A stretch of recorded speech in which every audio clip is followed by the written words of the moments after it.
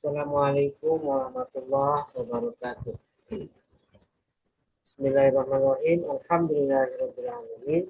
Wa bihi nasta'in wa ala umuri dunya waddin. Wassalatu wassalamu ala asyrafil anbiya'i wal mursalin sayyidina wa maulana Muhammadin wa ala alihi wa sahbihi ajmain. Rabbi shrah li sadri wa yassir li amri wahlul 'uqdatam min lisani yafqahu qawli amma ba'du. Baik, perkuliahan hari ini kita buka bersama-sama dengan membaca lafaz basmalah. Bismillahirrahmanirrahim.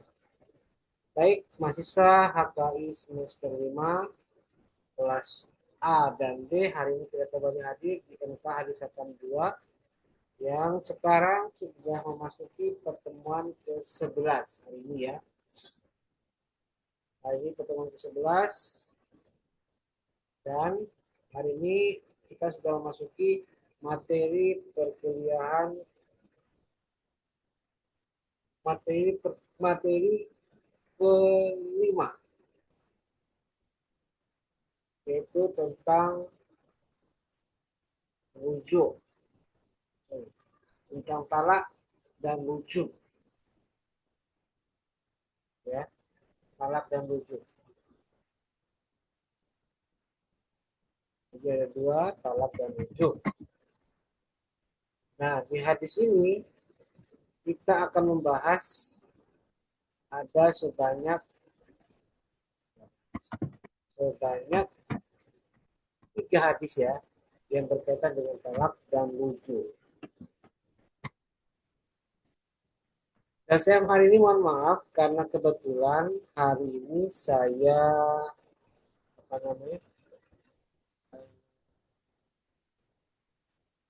sedang ada agenda kegiatan di Jawa Timur sejak tanggal 4 ya, 4 November, hari Rabu kemarin. Hari Rabu atau tanggal 5, maaf, tanggal 5 sampai hari ini tanggal 11. Jadi kalau minggu lalu saya masih bisa hadir di kelas kali live di tempat saya di Demak, karena hari itu masih hari Selasa ya, tanggal 4. Saya belum berangkat. Saya masih hadir di Zoom meeting dan dilaksanakan secara rutin seperti biasa di rumah saya di Demak. Tapi hari ini saya sudah ada di Jawa Timur, sudah ada di wilayah kegiatan saya, agenda kegiatan saya, tanggal 11, dan ya ini, kondisinya seperti ini. Jadi saya tidak bisa maksimal ya, karena lightingnya juga tidak lancar, tidak terang, tidak maksimal, hanya senyap-senyap saja seperti ini. Jadi saya mohon maaf. Kebetulan saya ada di tempat yang lightingnya kurang maksimal, gitu ya. Jadi saya sekali mohon maaf karena ada kegiatan di Jawa Timur, saya baru bisa menyampaikan video ini dan tidak bisa secara live karena saya tidak ada di tempat di Demak. Jadi saya ada perjalanan ke Jawa Timur. Jadi saya mohon maaf tidak bisa live. Jadi terpaksa hari ini saya buat video untuk perkuliahan hari ini tanggal 11 November 2025. Untuk kelas A dan B saya jadikan satu ya. Oke, baik, sekarang kita langsung ke materi pertemuan ke-11, yaitu materi kelima, yaitu hadis Nabi Muhammad SAW yang terkait dengan talak dan rujuk. Saya langsung share ya modulnya. Oke, perhatikan ini.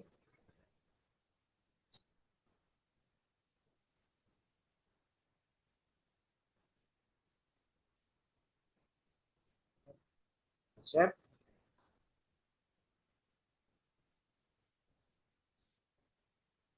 Nah, ini dia ya.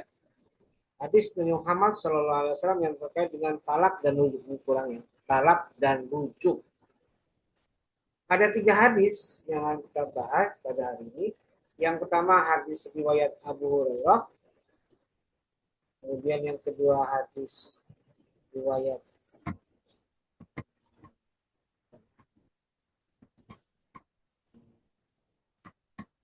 ya, hadis riwayat Ibnu Umar, kemudian yang ketiga hadis riwayat Aisyah. Baik, kita bahas satu persatu. Yang pertama hadis Abi Hurairah. Wa an Abi Hurairah radhiyallahu anhu qala qala Rasulullah sallallahu alaihi wasallam salasun jidduhunna jiddun wa hazluhunna jiddun an nikahu wa talaqu wa raj'atu rawahul arba'ah ilan nasai wa sahhahul hakim. An Abi Hurairah dari Abu Hurairah radhiyallahu anhu qala berkata Abu Hurairah qala Rasulullah sallallahu alaihi wasallam, Nabi bersabda, salasun jidduhunna jiddun, tiga perkara yang jidduhunna jiddun jika diseriusi atau diucapkan disampaikan dengan serius, jiddun maka jadilah. Wa hazluhunna jiddun, dan disampaikan dengan bercanda atau bersenda gurau, jiddun juga jadi. Apa itu tiga perkara tadi? An-nikahu yang pertama nikah, watolaku kedua tolak, dan rajatu yang ketiga raja'ah rujuk. Wahul arba'ah hari ini diwakilkan oleh Imam Sunan yang 4, Imam Nasai kecuali Imam Nasai, dan wasahul hakim dan disohikan oleh hakim. Jadi Abu Hurairah pernah bersabda, Nabi pernah bersabda dari riwayat Abu Hurairah, apa sabdanya? Ada tiga perkara yang harus diperhatikan. Jika diucapkan dengan serius, jadi sebaliknya kalau diucapkan dengan bercanda atau tidak serius, jadi juga. Jadi baik bercanda atau serius tetap berlaku, jatuh, terjadi. Apa itu? Pertama nikah, kedua talak, ketiga rujuk. Jadi perkara talak, perkara nikah ketika disampaikan dengan bercanda misalnya. Misalnya ada simulasi gitu ya, dengan melibatkan seorang laki-laki dan perempuan dengan nama yang tepat, mereka disimulasikan menikah. Namanya sama persis. Kemudian karena dalam rukun nikah itu harus ada wali, maka didatangkanlah juga wali. Kebetulan walinya juga benar-benar orang tua dari si perempuan yang menjadi peserta simulasi ini. Disimulasikan pernikahannya dengan nama yang persis, faktanya sama dengan simulasi. Itu kan sebenarnya niatnya bukan serius, tapi karena benar-benar ada fakta, benar-benar nyata sesuai dengan kenyataan, itu bisa jatuh, jadi terjadi nikah. Itu yang pertama. Dengan serius sudah jadi, dengan bercanda pun juga terjadi, juga terjadi. Yang kedua adalah talak. Talak misalnya dapat dengan bercanda, itu pun bisa terjadi. Atau mungkin karena bercanda, guyonan, tidak serius, main-main gitu ya, sambil senyum-senyum, sambil ngakak-ngakak, kata kamu naik dengan senyum, hati-hati, itu terjadi, itu bisa jatuh. Dan yang ketiga adalah ar-raj'ah, rujuk. Rujuk juga sama. Jadi artinya proses rujuk, talak, dan nikah itu harus diucapkan dengan hati-hati. Karena dengan bercanda pun bisa terjadi. Jadi itulah tiga perkara dalam Islam yang tidak boleh dilakukan dengan serius, yang tidak boleh dilakukan dengan sembarangan. Meskipun niatnya tidak main-main, niatnya bercanda, niatnya sekedar umpama bersimulasi, maka itu bisa terjadi. Termasuk juga kalau dilakukan secara serius, itu terjadi. Dan mudah sebenarnya. Itu yang pertama ya, hadis tentang eh, tiga perkara yang jadi meskipun tidak diniat. Yang kedua hadis yang kita pelajari adalah hadis riwayat Aisyah atau Aisyah Ibnu Umar. Ani bin Umar annahu talaqa imratahu. Dari Ibnu Umar annahu bahwasanya Ibnu Umar talaqa imratahu telah mentalak istrinya. Wahiyah haidun. Sedangkan si istri Ibnu Umar tadi haidun sedang menjalani masa haid atau sedang mengalami haid. Di ahdi Rasulullah SAW di masa Rasul. Ibnu Umar mentalak istrinya dalam keadaan haid di masa Rasul. Kemudian fasa'ala Umar bin Khattab Rasulullah SAW andari. Kemudian Umar bin Khattab selaku orang tua dari Ibnu Umar, atau lengkapnya Abdullah bin Umar, itu bertanya konsultasi kepada Rasulullah tentang kejadian ini. Anaknya mentalak istrinya dalam keadaan istrinya sedang haid. Bagaimana sabda Nabi? Faqala lahu Rasulullah SAW. Nabi menjawabnya. Murhu, kembalilah atau perintahkanlah. Murhu, perintahkanlah hai Umar. Hu kepada anakmu, kepada Ibnu Umar. Fal agar si anaknya itu merujuk kembali. Dirujuk lagi istrinya yang tadi head diceraikan itu. Kenapa? Ya karena dalam Islam menceraikan istri dalam keadaan head itu termasuk talak yang bid'i. Tolak ada dua, tolak sunni dan tolak bid'i. Artinya tolak yang tidak pernah dilakukan oleh Rasulullah ketika itu. Dan itu bisa menjadi hukum dalam sabdanya. Jadi kalau istrinya sedang haid, nggak boleh dulu, nggak boleh ditalak. Kalau ditalak gimana? Rujuk, harus dirujuk, harus dikembalikan.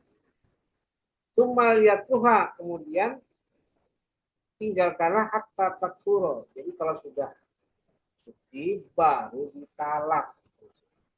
Cuma tahido kemudian haid lagi, cuma takfuro kemudian suci lagi. Jadi posisinya perempuan ini harus ditalak dalam keadaan suci karena menyangkut penentuan masa haidnya. Kalau perempuan ditalak dalam keadaan haid, maka akan susah menentukan ketentuan iddahnya. Jadi kalau yang tepat adalah dengan masa sucinya, ya, ketika dia suci dia ditalak. Itu yang benar menurut Rasulullah. Nah, kalau sudah selesai masa sucinya, sudah selesai masa haidnya, cuma insya'a amsaka ba'du. Kalau sudah selesai, amsyaka. Kalau mau diceraikan atau kalau mau di apa namanya dibiarkan atau tidak diceraikan ya amsaka ba'du, ya dipertahankan sesudahnya. Wa insya kalau tidak talaqa qabla ayyamasa, hendaknya talak qabla ayyamasa sebelum didukhul. Ya artinya kalau dia belum masih head ya harus diuju lagi. Nanti kalau dia sudah suci, nah terserah kamu mau dipertahankan pernikahannya atau karena sudah ada masalah ya sudah ceraikanlah saja. Fatilkal iddatul lati amarallahu azza wa jalla ayyutalliqal nisa. Maka itulah iddah yang Allah perintahkan agar mentalak istri-istrinya. Jadi artinya perempuan dalam keadaan haid itu tidak boleh ditalak, tunggu sampai dia suci terlebih dahulu. Jadi kalau sudah suci baru boleh ditalak. Ya, itu hadis yang berkaitan dengan hadis kedua dari hadis tentang talak dan rujuk.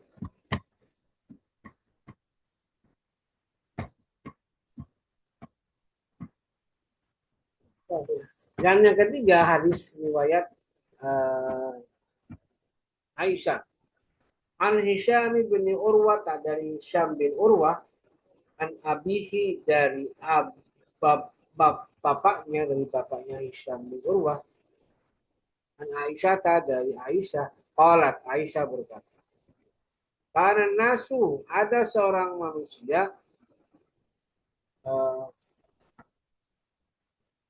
itu warrajulu yutalliku imra'atahu, seorang laki-laki itu mentalak imra'atahu, istrinya, masya'a ayyutalliqaha, sesuai dengan yang dia kendaki, mau berapa saja dia talak, berapa kali dia talak.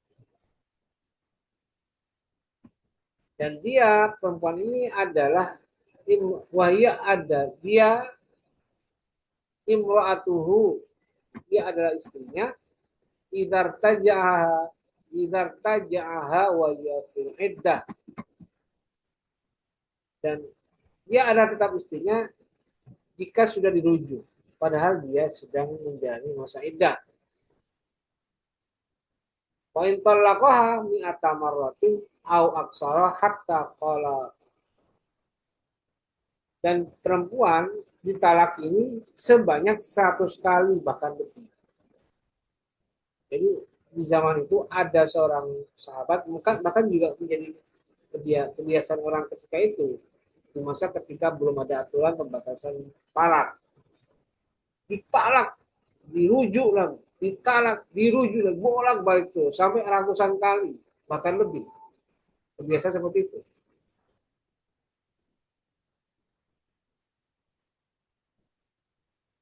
Sampai hatta olah rojul, seorang laki-laki berkata limroati, kepada istrinya, wallahi, demi Allah, la utallikuki, tidak akan aku talak engkau istriku, fatabinina minni,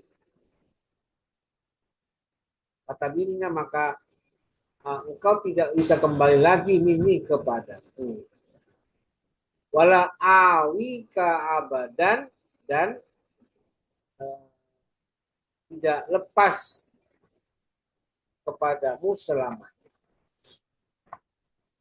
Kalau Aisyah bertanya, pakai fazat, bagaimana seperti itu? Kala berkata laki-laki, utallikuki, aku mentalakmu, fakullama hammat iddatuki antang qadiya, fakullama, maka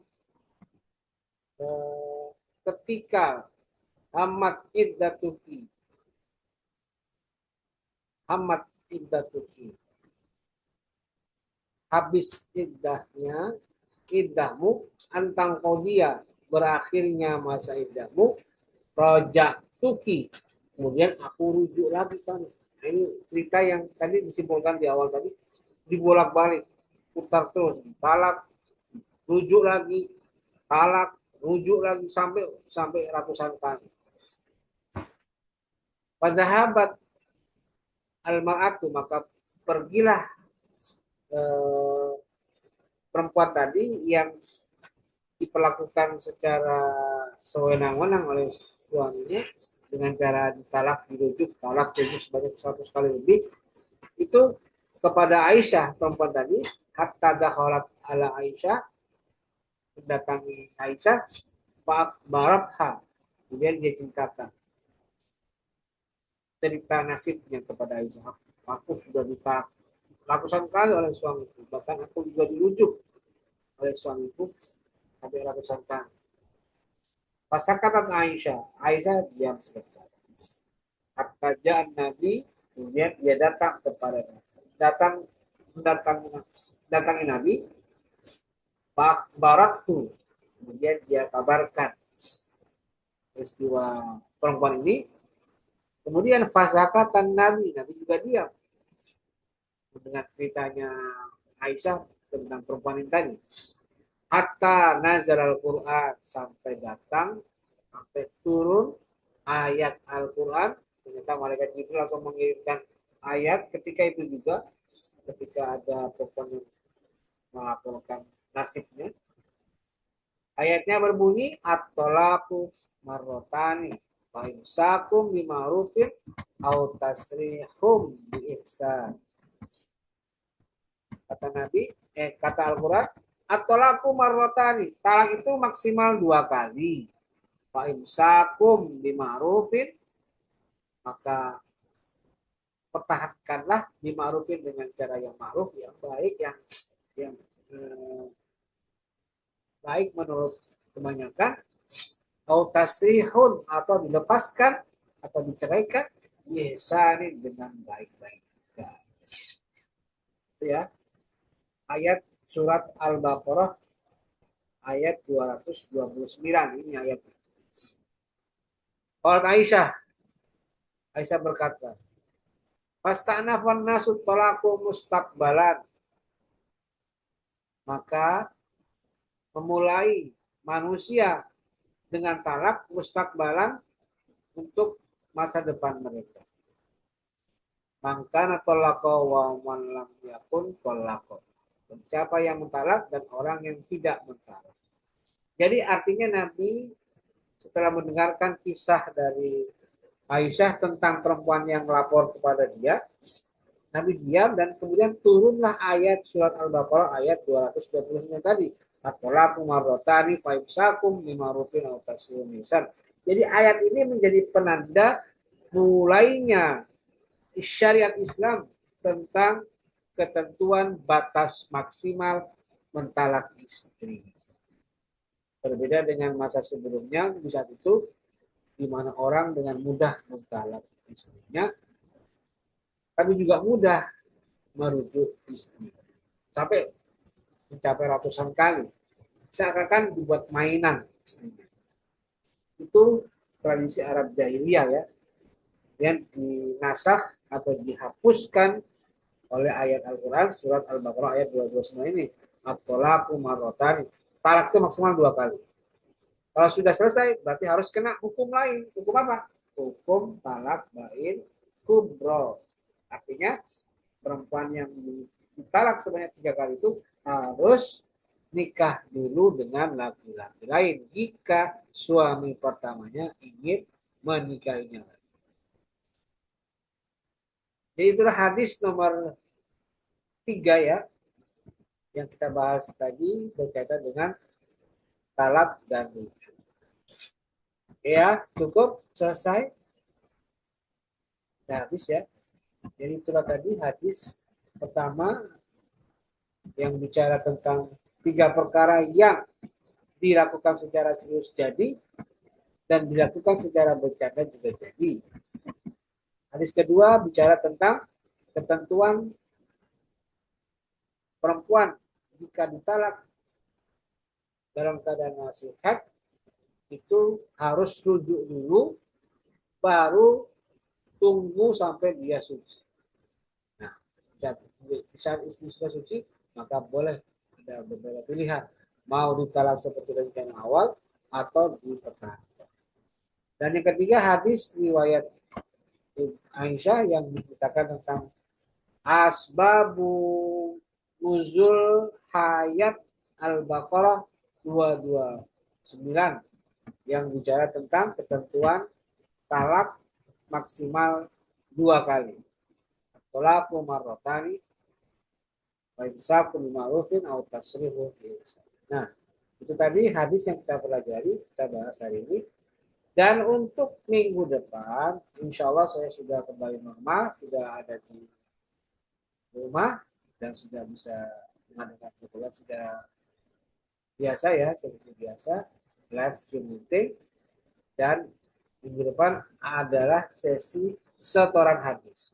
Nah, untuk hadis yang akan dihafalkan untuk minggu depan adalah hadis nomor nomor 2 ini ya. Panjang ini 4 baris ya. Tolong disiapkan dari sekarang, hafalkan hadis ini mulai dari matanya yang ini ya, bisa blok.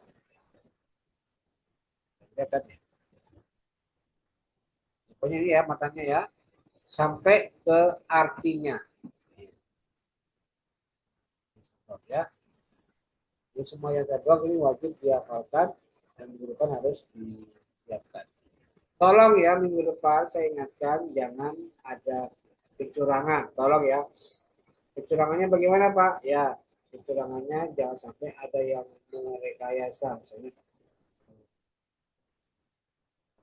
hadapnya ke depan, ke kamera, tapi di sampingnya ada catatan.